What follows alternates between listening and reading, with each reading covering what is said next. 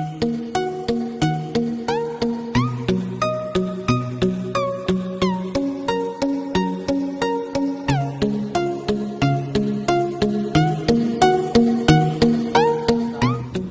મિત્રો, હું હરેશ બાલાલા સર આપ સૌનું મારી યુટ્યુબ ચેનલ હરેશ બાલાલામાં હાર્દિક સ્વાગત કરું છું.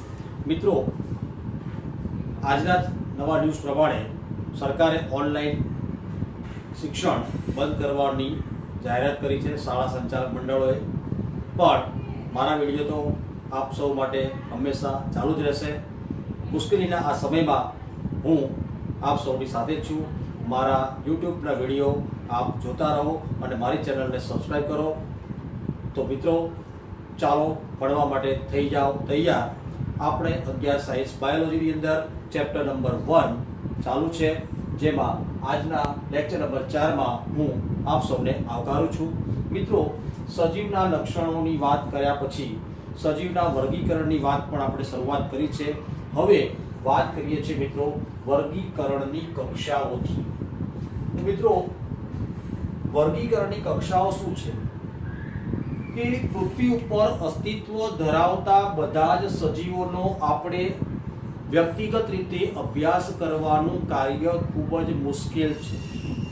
આપણે લાસ્ટ લેક્ચરમાં જ વાત કરી ગયા હતા કે પૃથ્વી ઉપર 5 લાખથી માંડીને 50 લાખથી માંડીને 5 કરોડ જેટલી સજીવોની જાતિઓ અસ્તિત્વમાં છે, જેમાંથી ફક્ત 17 થી 18 લાખ જાતિઓની જ ઓળખ થઈ શકી છે. તો વણ ઓળખાયેલા સજીવો જેમની હજી ઓળખ કરવાની બાકી છે, આ બધા જ સજીવોનો કંઈ આપણે વ્યક્તિગત રીતે પર્સનલી અભ્યાસ કરવાનું શક્ય નથી. તો એના માટે વર્ગીકરણ કરવું જરૂરી બન્યું. આપણે જાણીએ છીએ કે સજીવોના લક્ષણોનો સામ્યતા અને ભિન્નતાને આધારે અભ્યાસ કર્યા પછી આપણે સજીવોને યોગ્ય જૂથોમાં વૈજ્ઞાનિક રીતે વહેંચવામાં આવે છે. એ પ્રક્રિયાને વર્ગીકરણ કહીએ છીએ અને એટલા માટે વર્ગીકરણ કરવું શું છે જરૂરી બન્યું. મિત્રો, કેટલાક સરળતાથી જોઈ શકાય તેવા લક્ષણોને આધારે સજીવોના કોઈ પણ સમૂહ પાડવાની પ્રક્રિયાને કહેવાય છે વર્ગીકરણ. દાખલા તરીકે વનસ્પતિઓ, પ્રાણીઓ, કૂતરા, કીટકો જેવા કેટલાક જૂથોને આપણે એમના બાહ્ય લક્ષણોને આધારે, બાહ્ય દેખાવને આધારે ઓળખી શકીએ છીએ. આપણા મનમાં વનસ્પતિની, પ્રાણીની, કૂતરાની, કીટકોની છબી બરાબર અંકિત છે. આપણે સ્પષ્ટપણે કહી શકીએ કે આ વનસ્પતિ છે, આ પ્રાણી છે, આ કીટક છે કે આ કૂતરા છે. બરાબર? દાખલા તરીકે મિત્રો, આપણે જો મગજમાં કૂતરા વિશે વિચારતા હોઈએ તો આપણા મગજમાં તરત જ કૂતરાની છબી જ અંકિત થઈ જશે. આપણા માનસપટ પર કૂતરાનું ચિત્ર અંકિત થઈ જાય. બિલાડીનું થતું નથી. સપોઝ કે આપણે આલ્સેરિયન વિશે વિચારતા હોઈએ તો આપણે જાણીએ છીએ કે આપણે કોના વિશે વાત કરી રહ્યા છીએ, કોના વિશે સમજી રહ્યા છીએ, કોના વિશે વિચારી રહ્યા છીએ. મિત્રો, ધારો કે આપણે સસ્તન પ્રાણી વિશે વાત કરતા હોઈએ તો આપણા મગજમાં સસ્તનના લક્ષણો ખ્યાલ હોય જ છે કે સસ્તનને આપણી જેમ બાહ્ય કર્ણ પલ્લવ હોય છે અને શરીરની સપાટી ઉપર વાળ અથવા તો રૂંવાટી ધરાવે છે. આપણને ખબર જ છે કે આ લક્ષણો સસ્તનમાં જ હોય છે. એ જ પ્રમાણે મિત્રો, જો આપણે ઘઉં વિશે વાત કરીએ તો મગજમાં ઘઉંની છબી તાદ્રશ્ય થઈ જશે. ઘઉંને બદલે ચોખાની છબી મગજમાં તાદ્રશ્ય થતી નથી. મિત્રો, કૂતરા, બિલાડી, સસ્તન, ઘઉં, ચોખા, વનસ્પતિઓ, પ્રાણીઓ આ બધા સજીવોનો સરળતાથી અભ્યાસ કરી શકાય એ માટે બાયોલોજીની અંદર સરળ કક્ષાઓ પાડવામાં આવેલી છે. મિત્રો, આ કક્ષાઓ માટે વૈજ્ઞાનિક ભાષામાં શબ્દનું પ્રયોજન થાય છે વર્ગકો. તો સજીવોનું વર્ગીકરણ કરવા માટે આપણે વૈજ્ઞાનિક શબ્દ વર્ગકોનો ઉપયોગ કરીએ છીએ. મિત્રો, વર્ગક એ સજીવોના વર્ગીકરણમાં જુદી જુદી કક્ષાઓનું નિદર્શન કરે છે. વનસ્પતિનું પણ વર્ગક બને છે, ઘઉં પણ એક વર્ગક છે, પ્રાણીઓ, કૂતરા, સસ્તન આ બધા વર્ગના જ સ્વરૂપો છે. આમ મિત્રો ફરી પાછી એક વ્યવસ્થિત વર્ગીકરણની વ્યાખ્યા આવે છે કે લાક્ષણિકતાને આધારે બધા જ સજીવોને વિવિધ વર્ગોમાં વર્ગીકૃત કરવાની પ્રક્રિયાને વર્ગીકરણ કહે છે. ફરીથી કહું છું, લાક્ષણિકતાને આધારે બધા જ સજીવોને વિવિધ વર્ગોમાં વર્ગીકૃત કરવાની પ્રક્રિયાને વર્ગીકરણ એટલે કે ક્લાસિફિકેશન કહેવામાં આવે છે. બીજી વ્યાખ્યા છે વર્ગીકરણ વિદ્યા એટલે શું? મિત્રો, વર્ગીકરણ વિદ્યા માટે ઇંગ્લિશમાં શબ્દ છે ટેક્સોનોમી. વર્ગીકરણ પદ્ધતિના અભ્યાસને વર્ગીકરણ વિદ્યા એટલે કે ટેક્સોનોમી કહેવામાં આવે છે. આપણે લાસ્ટ લેક્ચરમાં વાત કરી ગયા કેરોલસ લિનિયસ, જેણે સજીવોનું વર્ગીકરણ કરવાની શરૂઆત કરી હતી. એટલા માટે કેરોલસ લિનિયસને વર્ગીકરણ વિદ્યાના પિતા એટલે કે ફાધર ઓફ ટેક્સોનોમી તરીકે ઓળખવામાં આવે છે. તો મિત્રો, વર્ગીકરણ એટલે શું, વર્ગીકરણ વિદ્યા એટલે શું એ જોયા પછી આગળ વધીએ. મિત્રો, સજીવોની કોષ રચનાની સાથે સાથે એમના શરીરમાં થતી બાહ્ય અને આંતરિક વિકાસ પ્રક્રિયા અંગે પણ જાણકારી મેળવવી આવશ્યક છે.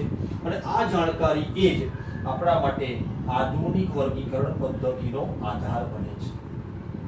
મિત્રો, સજીવના વર્ગીકરણની વિદ્યા જે છે, વર્ગીકરણ વિદ્યાના અભ્યાસમાં કઈ કઈ પ્રક્રિયાઓ કરવામાં આવે છે? તો કે સજીવોના વર્ગીકરણ વિદ્યાના અભ્યાસની મૂળભૂત પ્રક્રિયાઓ જોઈએ તો આપણે વર્ગીકરણ કરવા માટે, વર્ગીકરણ વિદ્યાનો અભ્યાસ કરવા માટે સજીવોમાં જોવા મળતી વિશિષ્ટ લાક્ષણિકતાઓનો અભ્યાસ કરવો પડે. અને વિશિષ્ટ લાક્ષણિકતાઓને આધારે સજીવની ચોક્કસ ઓળખ વિધિ થાય. દાખલા તરીકે મૂળ, પ્રકાંડ અને પર્ણ જેવા અંગો ધરાવતા હોય એને આપણે વનસ્પતિમાં મૂકીએ છીએ.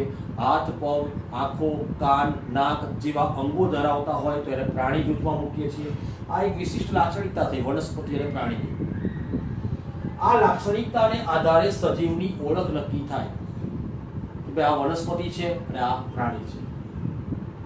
લાક્ષણિકતાનો અભ્યાસ કર્યા પછી ઓળખ વિધિ થાય અને ઓળખ વિધિને આધારે આપણે વર્ગીકરણ કરીએ છીએ કે આ લક્ષણ હોય તો એને વનસ્પતિમાં મૂકો, આવા લક્ષણ હોય તો એને પ્રાણીમાં મૂકો. આમ વર્ગીકરણ કર્યા પછી સજીવનું ચોક્કસ નામકરણ કરવામાં આવે છે. આપણે લાસ્ટ લેક્ચરમાં સજીવનું વૈજ્ઞાનિક નામકરણ કરવા માટેની દ્વિનામી નામકરણ પદ્ધતિ પણ જોઈ ગયા, જે પણ કેરોલસ લિનિયસે શોધેલી છે. મિત્રો, સજીવનું વર્ગીકરણ કરવું એ કઈ નવી બાબત નથી.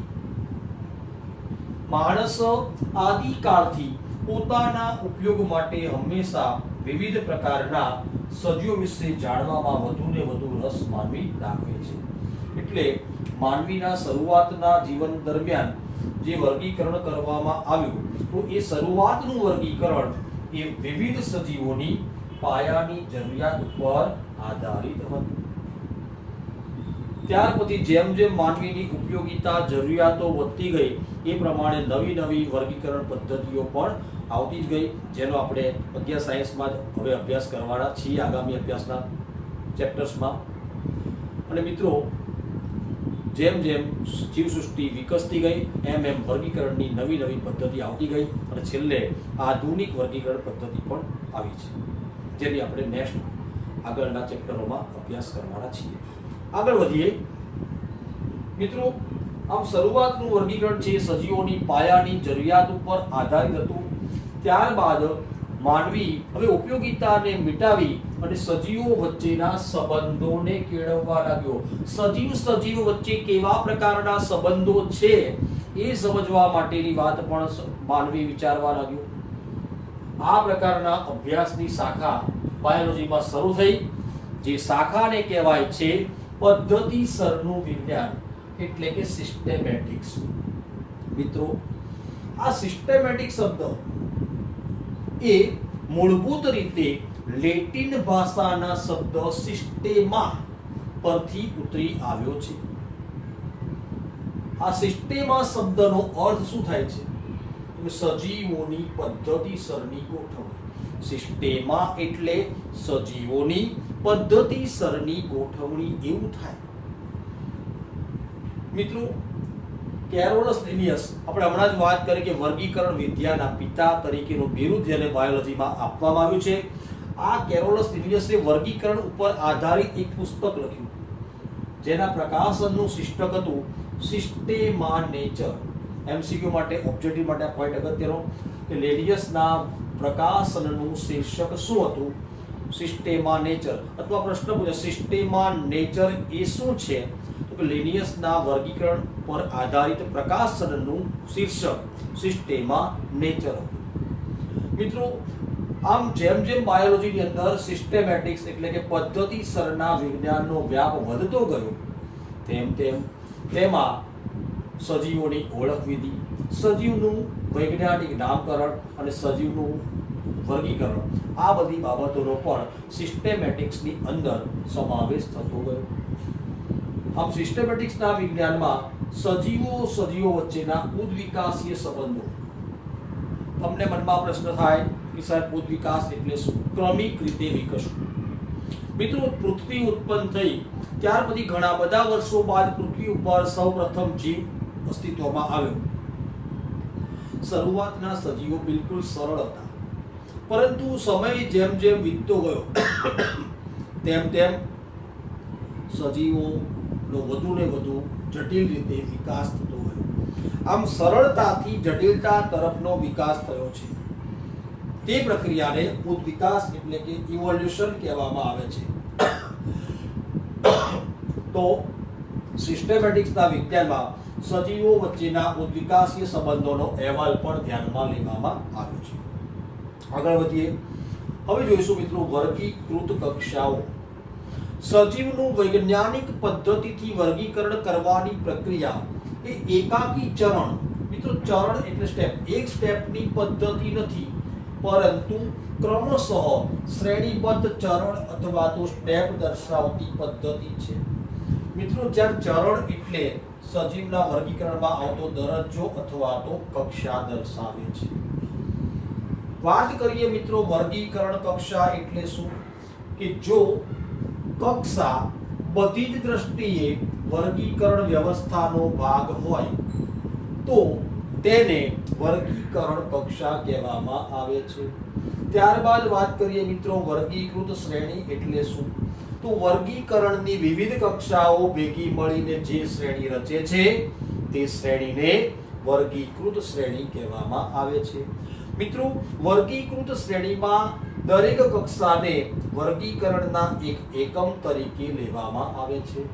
વાસ્તવમાં સજીવના વૈજ્ઞાનિક વર્ગીકરણમાં આવતી જે તે હરોળ કે તબક્કો નિર્દેશિત કરે છે અને આ માટે વર્ગીકી એવો શબ્દ પ્રયોજન કરવામાં આવે છે। મિત્રો સજીવનું વૈજ્ઞાનિક વર્ગીકરણ કરતી વખતે વર્ગીકૃત કક્ષા અને ક્રમબદ્ધ શ્રેણી એના દ્વારા સમજી શકાય છે। દાખલા તરીકે કીટકો એ 3 જોડ સાંધાવાળા ઉપાંગો, સાંધાવાળા ઉપાંગોને કહેવાય છે ચલનપાદો, ચાલવા માટેના ઉપાંગો, એના માટે વર્ડ છે ચલનપાદ। તો 3 જોડ સાંધાવાળા ઉપાંગો। મિત્રો આપણે જાણીએ છીએ કે કીટકોનો સમુદાય સંધિપાદ, સંધિપાદ એટલે સાંધાવાળા ઉપાંગ। સાંધાવાળા ઉપાંગો ધરાવતો પ્રાણીનો સમુદાય એ સંધિપાદ સમુદાય છે। આપણે આગળ વાત કરવાના છીએ। પ્રાણી જગતનો સૌથી મોટામાં મોટો, સંખ્યાની દ્રષ્ટિએ અને વિવિધતાની દ્રષ્ટિએ સૌથી મોટામાં મોટો સમુદાય એટલે સંધિપાદ સમુદાય। પ્રાણી સૃષ્ટિમાં 2/3 ભાગના પ્રાણીઓ એ સંધિપાદ સમુદાયના છે।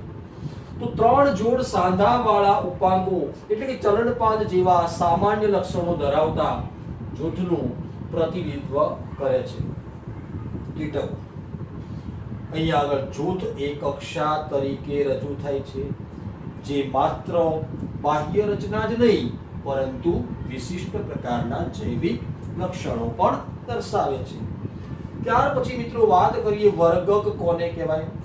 સજીવના વર્ગીકરણના જુદા જુદા સ્તરે ગોઠવાયેલા સજીવોના જૂથને જે દરજ્જો આપવામાં આવે છે તેને વર્ગક કહેવામાં આવે છે.